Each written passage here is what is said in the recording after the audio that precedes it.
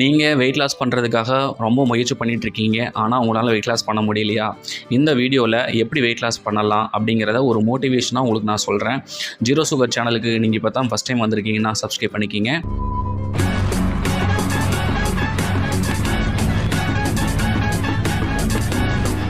யாராவது உங்ககிட்ட வந்து நீ குண்டா இருக்க, நீ அதை சாப்பிடாத, இதை சாப்பிட்டா உனக்கு ரொம்ப நீ எக்ஸ்ட்ரா குண்டாகிடுவ, இந்த ட்ரெஸ் நீ எடுத்து வச்சுருக்க ஆனால் இந்த ட்ரெஸ்ஸை நீ போடவே மாட்ற, நீ சாப்பிட்டுட்டே இருக்க அதனால் வெயிட் இன்க்ரீஸ் ஆகிட்டே இருக்குது, கொஞ்சமாச்சும் உடம்பு குறை அப்படின்னு நிறைய பேர் உங்களை சொல்லியிருக்காங்களா? நிறைய பேர் உங்கள் முதுகு பின்னாடி பேசிகிட்டு இருக்காங்களா?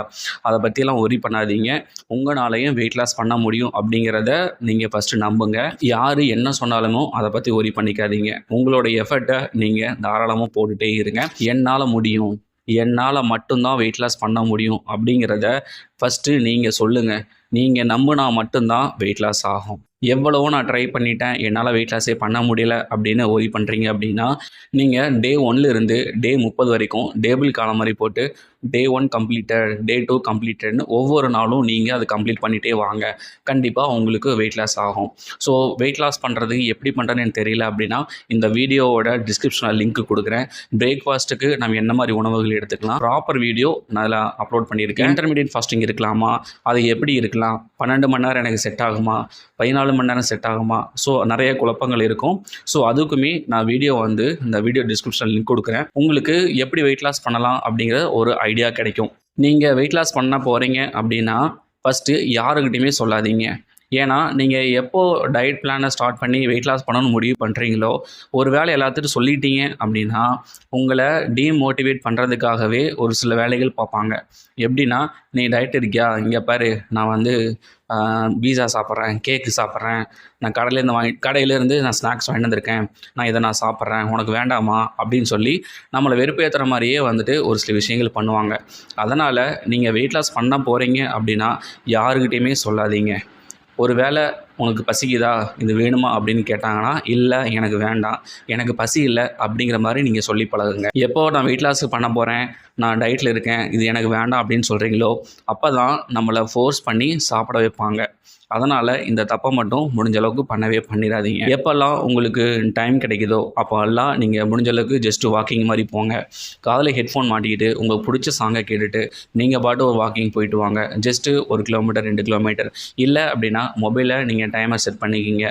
இல்லை ஸ்டெப்ஸு கவுண்ட் பண்ணி ஒரு 2000 ஸ்டெப்பு 3000 ஸ்டெப்பு அப்படின்னு சொல்லிட்டு இன்க்ரீஸ் பண்ணிகிட்டே வாங்க.